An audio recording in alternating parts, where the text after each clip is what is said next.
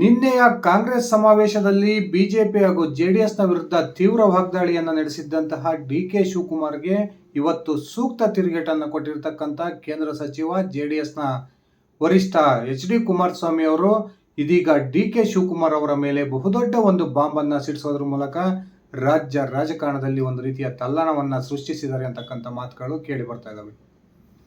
ಇವತ್ತು ಬೆಂಗಳೂರು ಮೈಸೂರು ಪಾದಯಾತ್ರೆಯ ಉದ್ಘಾಟನಾ ಸಮಾರಂಭದಲ್ಲಿ ಉದ್ಘಾಟನಾ ಭಾಷಣವನ್ನು ಮಾಡಿದಂತಹ ಕುಮಾರಸ್ವಾಮಿ ಅವರು ರಾಜ್ಯದ ಕಾಂಗ್ರೆಸ್ ಸರ್ಕಾರದ ವಿರುದ್ಧ ತೀವ್ರ ವಾಗ್ದಾಳಿಯನ್ನು ನಡೆಸಿದ್ದು, ನಾವು ಕೇವಲ ಮುಖ್ಯಮಂತ್ರಿ ಸಿದ್ದರಾಮಯ್ಯನವರ ರಾಜೀನಾಮೆ ಅಷ್ಟೇ ಅಲ್ಲ, ಈ ಭ್ರಷ್ಟ ಕಾಂಗ್ರೆಸ್ ಸರ್ಕಾರವನ್ನು ತೊಲಗಿಸೋದಕ್ಕೋಸ್ಕರವಾಗಿ ನಾವು ಈ ಒಂದು ಪಾದಯಾತ್ರೆಯನ್ನು ಮಾಡ್ತಿದ್ದೀವಿ ಅಂತಕ್ಕಂಥ ಮಾತನ್ನು ಹೇಳೋದ್ರ ಮೂಲಕ ಕಾಂಗ್ರೆಸ್ನ ವಿರುದ್ಧ ತೀವ್ರವಾಗಿ ಹರಿಹಾಯ್ದರು.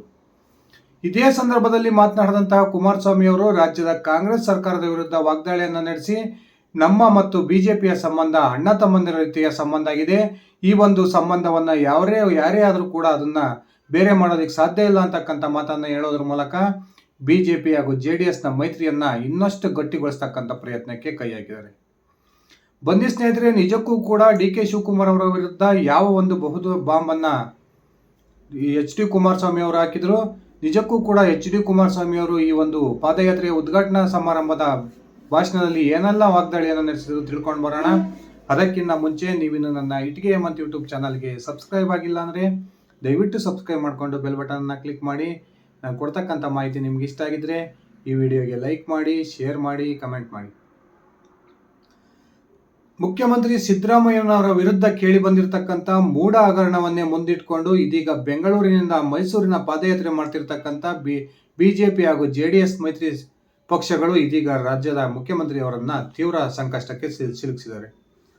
ಬಿಜೆಪಿ ಮತ್ತು ಜೆಡಿಎಸ್ನ ಪಾದಯಾತ್ರೆಯ ಮುನ್ನಾ ದಿನ ನಿನ್ನೆ ನಡೆದಂತಹ ಕಾಂಗ್ರೆಸ್ ಕಾರ್ಯಕರ್ತರ ಸಮಾವೇಶದಲ್ಲಿ ಡಿ.ಕೆ. ಶಿವಕುಮಾರ್ ಅವರು ಬಿಜೆಪಿ ಹಾಗೂ ಜೆಡಿಎಸ್ ವಿರುದ್ಧ ತೀವ್ರ ವಾಗ್ದಾಳಿಯನ್ನು ನಡೆಸಿದರು. ಬಿಜೆಪಿಯ ರಾಜ್ಯಾಧ್ಯಕ್ಷ ಬಿ.ವೈ. ವಿಜಯೇಂದ್ರ ಅವರ ವಿರುದ್ಧ ತೀವ್ರ ಏಕವಚನದ ವಾಗ್ದಾಳಿಯನ್ನು ನಡೆಸಿದ್ದಂತಹ ಡಿ.ಕೆ. ಶಿವಕುಮಾರ್ ಅವರಿಗೆ ಇವತ್ತು ಕೇಂದ್ರ ಸಚಿವ ಎಚ್.ಡಿ. ಕುಮಾರಸ್ವಾಮಿ ಅವರು ಒಂದು ಸರಿಯಾದ ತಿರುಗೇಟನ್ನು ಕೊಡೋದ್ರ ಮೂಲಕ ಡಿ.ಕೆ. ಶಿವಕುಮಾರ್ ಅವರಿಗೆ ಒಂದು ರೀತಿಯ ಆತಂಕವನ್ನು ತಂದಿಟ್ಟಿದ್ದಾರೆ. ರಾಜ್ಯದಲ್ಲಿ ಎರಡು ಪ್ರಮುಖ ಹಗರಣಗಳು ಹೊರಗೆ ಬಂದಿದ್ದಾವೆ. ಈ ಹಗರಣಗಳ ದಾಖಲೆಯನ್ನ ಬಿಜೆಪಿಯ ನಾಯಕರಿಗೆ ಕೊಟ್ಟಿದ್ದೇ ಡಿ.ಕೆ. ಶಿವಕುಮಾರ್ ಅನ್ನೋ ಬಹುದೊಡ್ಡ ಬಾಂಬನ್ನು ಹಾಕೋದ್ರ ಮೂಲಕ ಇದೀಗ ಕಾಂಗ್ರೆಸ್ನಲ್ಲಿ ಬಹುದೊಡ್ಡ ರೀತಿಯ ರಾಜಕೀಯ ಅಲ್ಲೋಲ ಕಲ್ಲೋಲ ಸೃಷ್ಟಿಯಾಗೋದಕ್ಕೆ ಎಚ್.ಡಿ. ಕುಮಾರಸ್ವಾಮಿ ಅವರು ಕಾರಣ ಆಗಿದ್ದಾರೆ ಅಂದರೆ ತಪ್ಪಾಗೋದಿಲ್ಲ. ರಾಜ್ಯದ ಸಿದ್ದರಾಮಯ್ಯನವರನ್ನ ಮುಖ್ಯಮಂತ್ರಿ ಸ್ಥಾನದಿಂದ ಕೆಳಗಿಳಿಸಬೇಕು ಅಂತಕ್ಕಂಥ ಪ್ರಯತ್ನವನ್ನ ವಿರೋಧ ಪಕ್ಷಗಳಿಗಿಂತ ಹೆಚ್ಚಾಗಿ ರಾಜ್ಯದ ಕಾಂಗ್ರೆಸ್ನಲ್ಲಿರ್ತಕ್ಕಂಥ ನಾಯಕರೇ ಬಹುದೊಡ್ಡ ರೀತಿಯಲ್ಲಿ ಮಾಡ್ತಾ ಇದ್ದಾರೆ. ಆ ಕಾರಣಕ್ಕೆ ಸಿದ್ದರಾಮಯ್ಯನವರನ್ನ ಕಟ್ಟಿ ಹಾಕಬೇಕು ಅನ್ನೋ ಉದ್ದೇಶವನ್ನು ಇಟ್ಕೊಂಡು ಬಿಜೆಪಿಯ ನಾಯಕರಿಗೆ ಈ ಮೂಢ ಹಗರಣಕ್ಕೆ ಸಂಬಂಧಪಟ್ಟಂತ ಅನೇಕ ದಾಖಲೆಗಳನ್ನ ಡಿ.ಕೆ. ಶಿವಕುಮಾರ್ ಅವರು ಒದಗಿಸಿಕೊಟ್ಟಿದ್ದಾರೆ ಅಂತಕ್ಕಂಥ ಒಂದು ಮಾತನ್ನ ಹೇಳೋದ್ರ ಮೂಲಕ ಇದೀಗ ಕಾಂಗ್ರೆಸ್ನಲ್ಲಿ ಒಂದು ರೀತಿಯ ತಳಮಳವನ್ನ ಸೃಷ್ಟಿ ಮಾಡ್ತಕ್ಕಂಥ ಪ್ರಯತ್ನಕ್ಕೆ ಎಚ್.ಡಿ. ಕುಮಾರಸ್ವಾಮಿ ಅವರು ಕೈ ಹಾಕಿದ್ದಾರೆ. ನಿನ್ನೆಯ ಕಾಂಗ್ರೆಸ್ ಕಾರ್ಯಕರ್ತರ ಸಮಾವೇಶದಲ್ಲಿ ಏನು ಬಿಜೆಪಿಯ ವಿರುದ್ಧ ತೀವ್ರ ವಾಗ್ದಾಳಿಯನ್ನ ಈ ಡಿ.ಕೆ. ಶಿವಕುಮಾರ್ ಅವರು ನಡೆಸಿದ್ರು. ಆ ವಾಗ್ದಾಳಿಗೆ ಡಿ.ಕೆ. ಶಿವಕುಮಾರ್ ನಿನ್ನೆ ಕೇಳಿದ್ದಂತಹ ಎಲ್ಲಾ ಪ್ರಶ್ನೆಗಳಿಗೂ ಕೂಡ ಉತ್ತರವನ್ನ ಕೊಟ್ಟಂತಹ ಎಚ್.ಡಿ. ಕುಮಾರಸ್ವಾಮಿ ಅವರು ಡಿ.ಕೆ. ಶಿವಕುಮಾರ್ ರಾಜ್ಯದಲ್ಲಿ ಕಾಂಗ್ರೆಸ್ ಸರ್ಕಾರ ಹೋಗುತ್ತೆ ಅಂತಕ್ಕಂಥ ಒಂದು ಆತಂಕದಲ್ಲಿದ್ದಾರೆ.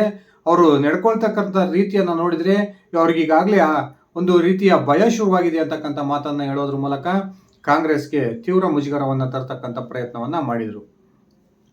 ಮೇಕೆದಾಟು ವಿಚಾರಕ್ಕೆ ಸಂಬಂಧಪಟ್ಟಂತೆ ತಮಿಳುನಾಡಿನಲ್ಲಿ ನಿಮ್ಮದೇ ಒಂದು ಮಿತ್ರ ಪಕ್ಷ ಆಡಳಿತದಲ್ಲಿದೆ, ಅವ್ರ ಜೊತೆಗೆ ನೀವು ಮಾತಾಡೋದನ್ನ ಬಿಟ್ಟು ಕೇಂದ್ರ ಸರ್ಕಾರದ ಕಡೆಗೆ ಬಟ್ ಮಾಡಿ ತೋರಿಸ್ತೀರಾ ಅಂತಕ್ಕಂಥ ಮಾತನ್ನು ಹೇಳೋದ್ರ ಮೂಲಕ ಕಾಂಗ್ರೆಸ್ನ ವಿರುದ್ಧ ತೀವ್ರ ವಾಗ್ದಾಳಿಯನ್ನ ಕುಮಾರಸ್ವಾಮಿ ಅವರು ನಡೆಸಿದರು.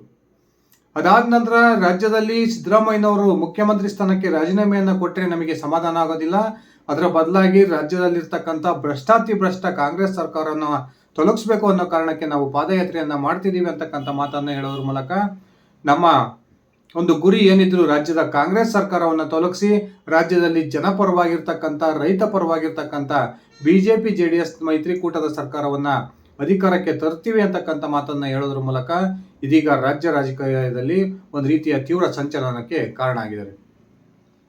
ನಿನ್ನೆ ಕಾಂಗ್ರೆಸ್ ಸಮಾವೇಶದಲ್ಲಿ ಮಾತನಾಡಿದಂತಹ ಡಿ.ಕೆ. ಶಿವಕುಮಾರ್ ಇನ್ನೂ 10 ವರ್ಷಗಳ ಕಾಲ ರಾಜ್ಯದಲ್ಲಿ ಕಾಂಗ್ರೆಸ್ ಸರ್ಕಾರ ಅಧಿಕಾರದಲ್ಲಿರುತ್ತೆ ಅಂತಕ್ಕಂಥ ಮಾತನ್ನ ಹೇಳಿದರು. ಈ ಮಾತಿಗೆ ತಿರುಗೇಟನ್ನು ಕೊಟ್ಟಂತಹ ಎಚ್ ಡಿ ಕುಮಾರಸ್ವಾಮಿ ಅವರು 10 ವರ್ಷದ ಸರ್ಕಾರದ ಮಾತು ಆ ಕಡೆ ಇರಲಿ, ಇನ್ನು 10 ತಿಂಗಳು ನಿಮ್ಮ ಸರ್ಕಾರವನ್ನು ಉಳಿಸಿಕೊಳ್ಳಿ ನೋಡೋಣ ಅಂತಕ್ಕಂಥ ಒಂದು ಸವಾಲನ್ನ ನೇರವಾಗಿಯೇ ಡಿ ಕೆ ಶಿವಕುಮಾರ್ ಅವರಿಗೆ ಎಸ್ತರು ಇವತ್ತು. ಈ ರೀತಿ ರಾಜ್ಯದ ರಾಜಕೀಯದಲ್ಲಿ ಪರಸ್ಪರ ಆಡಳಿತ ಪಕ್ಷ ಮತ್ತು ವಿಪಕ್ಷಗಳ ನಡುವೆ ತೀವ್ರ ವಾಗ್ದಾಳಿ ನಡೀತಾ ಇದ್ದು, ಈಗಾಗಲೇ ರಾಜ್ಯ ಸರ್ಕಾರದ ವಿರುದ್ಧ 2 ಪ್ರಮುಖ ಹಗರಣಗಳು ಹೊರಗೆ ಬಂದಿರತಕ್ಕಂಥ ಈ ಸಂದರ್ಭದಲ್ಲಿ ಬಿಜೆಪಿ ಹಾಗೂ ಜೆಡಿಎಸ್ ಮುಖ್ಯಮಂತ್ರಿಗಳ ರಾಜೀನಾಮೆಗೆ ಆಗ್ರಹಿಸಿ ಈಗಾಗಲೇ ಪಾದಯಾತ್ರೆಯನ್ನು ಇವತ್ತು ಆರಂಭಗೊಳಿಸಿದ್ದಾರೆ. ಇನ್ನೇನು ಒಂದೆರಡು ದಿನಗಳಲ್ಲಿ ರಾಜ್ಯಪಾಲರು ಕೂಡ ಸಿದ್ದರಾಮಯ್ಯವರ ವಿರುದ್ಧ ಪ್ರಾಸಿಕ್ಯೂಷನ್ಗೆ ಅನುಮತಿಯನ್ನ ಕೊಡ್ತಾರೆ ಅಂತಕ್ಕಂಥ ಮಾಹಿತಿಗಳು ಲಭ್ಯವಿರತಕ್ಕಂಥ ಈ ಸಂದರ್ಭದಲ್ಲಿ ಬಹುತೇಕ ಮುಖ್ಯಮಂತ್ರಿ ಸಿದ್ದರಾಮಯ್ಯನವರು ತಮ್ಮ ಕುರ್ಚಿಯನ್ನು ಕೂಡ ಕಳೆದುಕೊಳ್ಬಹುದು ಅಂತಕ್ಕಂಥ ಮಾತುಗಳು ರಾಜ್ಯ ರಾಜಕಾರಣದಲ್ಲಿ ಕೇಳಿ ಬರ್ತಾ ಇದ್ದಾವೆ. ಸ್ನೇಹಿತರೆ, ಕುಮಾರಸ್ವಾಮಿ ಅವರು ತೀವ್ರ ವಾಗ್ದಾಳಿಯನ್ನ ಕಾಂಗ್ರೆಸ್ ಒಂದು ವಿರುದ್ಧ ನಡೆಸೋದ್ರ ಮೂಲಕ ನಾವು ಗ್ಯಾರಂಟಿ ಯೋಜನೆಗಳ ವಿರೋಧಿಗಳಲ್ಲ, ಅದರ ಬದಲಾಗಿ ಗ್ಯಾರಂಟಿ ಯೋಜನೆಗಳಲ್ಲಿ ನೀವು ನಡೆಸ್ತಿರ್ತಕ್ಕಂಥ ಒಂದು ಭ್ರಷ್ಟಾಚಾರದ ವಿರೋಧಿಗಳು ಅಂತಕ್ಕಂಥ ಮಾತನ್ನ ಹೇಳಿದರು. ರಾಜ್ಯದ ಜನರಿಗೆ ಗೃಹಲಕ್ಷ್ಮಿ ಅಂತ ಒಂದು ಆಮಿಷವನ್ನ ತೋರಿಸಿ 3-4 ತಿಂಗಳಿಂದ ಅವರ ಯಾವೊಂದು ಖಾತೆಗೂ ಕೂಡ ನೀವು ಹಣವನ್ನ ಹಾಕಿಲ್ಲ. ಈ ಗ್ಯಾರಂಟಿಯ ಕಾರಣಕ್ಕೆ ರಾಜ್ಯದ ಅಭಿವೃದ್ಧಿ ಸಂಪೂರ್ಣವಾಗಿ ಕುಂಠಿತವಾಗಿದೆ.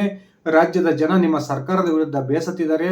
ಆ ಕಾರಣಕ್ಕೆ ಶೀಘ್ರದಲ್ಲಿಯೇ ಕಾಂಗ್ರೆಸ್ ಸರ್ಕಾರವನ್ನ ತೊಲಗಿಸಿ ರಾಜ್ಯದಲ್ಲಿ ಜನಪರವಾಗಿರ್ತಕ್ಕಂಥ, ಅಭಿವೃದ್ಧಿ ಪರವಾಗಿರ್ತಕ್ಕಂಥ ಹಾಗೂ ರೈತ ಪರವಾಗಿರ್ತಕ್ಕಂಥ ಸರ್ಕಾರವನ್ನ ಅಧಿಕಾರಕ್ಕೆ ತಂದೇ ತರ್ತೀವಿ ಅಂತಕ್ಕಂಥ ಒಂದು ಶಪಥದ ಮಾತನ್ನ ಕುಮಾರಸ್ವಾಮಿ ಅವರು ಆಡಿದ್ದು ಇದೀಗ ಕಾಂಗ್ರೆಸ್ಗೆ ಒಂದು ರೀತಿಯ ತಳಮಳ ಸೃಷ್ಟಿ ಮಾಡಿದೆ ಅಂತಕ್ಕಂಥ ಮಾತುಗಳು ಕೂಡ ಕೇಳಿ ಬರ್ತದೆ.